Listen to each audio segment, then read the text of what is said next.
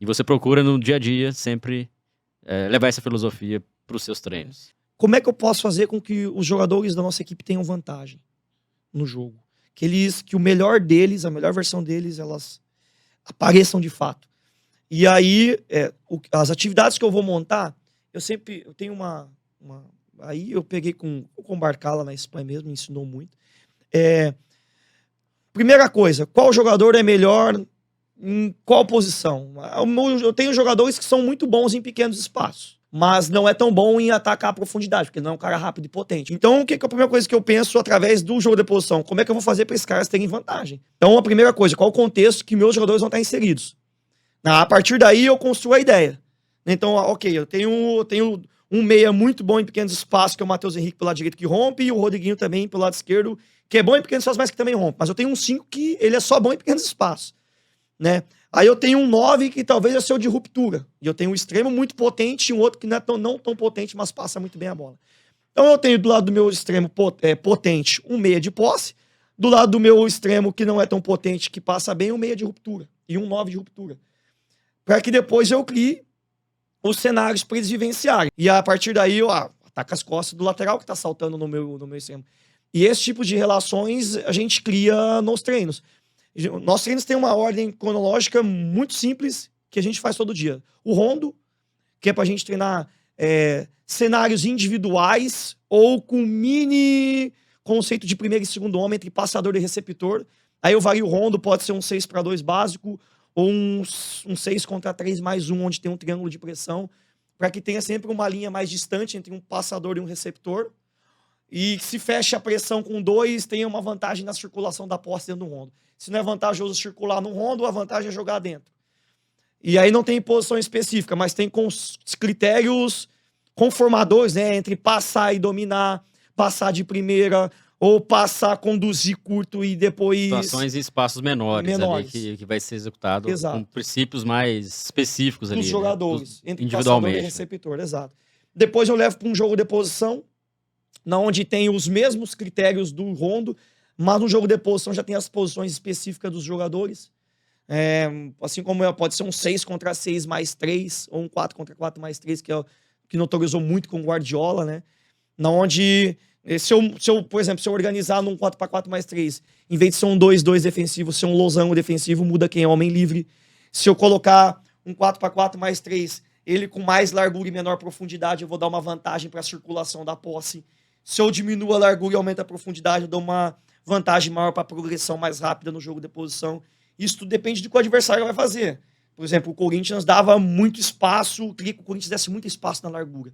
Então eu montei jogos de posição naquela semana que era muito mais largo o exercício, mas com muito menos profundidade.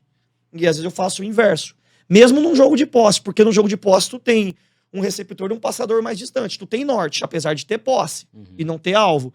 E depois eu levo para jogos de progressão, que aí tem a mesma estrutura do jogo de posição, só que com um alvo para você poder progredir, para você poder atacar, para você poder fazer gol, que envolve as vigilâncias defensivas, que envolve mais cenários, né? Aí eu divido entre zona próxima da bola, zona média da bola, zona distante da bola. Há jogos de posição que eu treino, posso perder em zonas próximas da bola e média da bola. Outros em zonas próximas, média e distante da bola.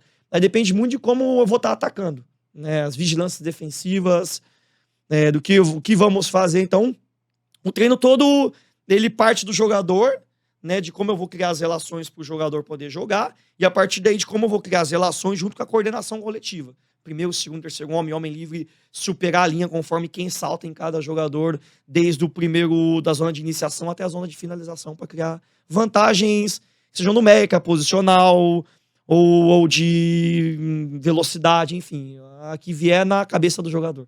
Interessante você falar que tudo isso você cria com base na característica do jogador. E muitos treinadores têm dúvidas nesse processo, porque você tem que criar o treinamento, né, o que você faz, com base nas peças que você tem. Para você ter um estilo de jogo conforme as características desse jogador. E não forçar o seu estilo de jogo, Sim. Forçar com que o jogador aprenda aquilo. Então isso que é o papel do treinador, realmente ter esse feeling, entender. E é desafiante você compreender a característica de cada um, saber que cada um pode atuar em que momento, como, e como fazer esse atleta melhorar.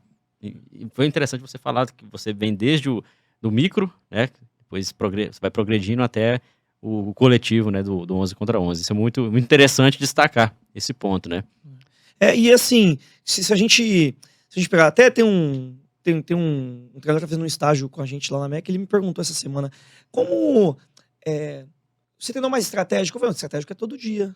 Todo dia a gente treina estratégia. Ora mais relacionado à nossa equipe, ora relacionado às duas equipes, a adversária e a nossa, mas com o jogador como um elemento principal da estratégia, né? As relações são criadas para ele.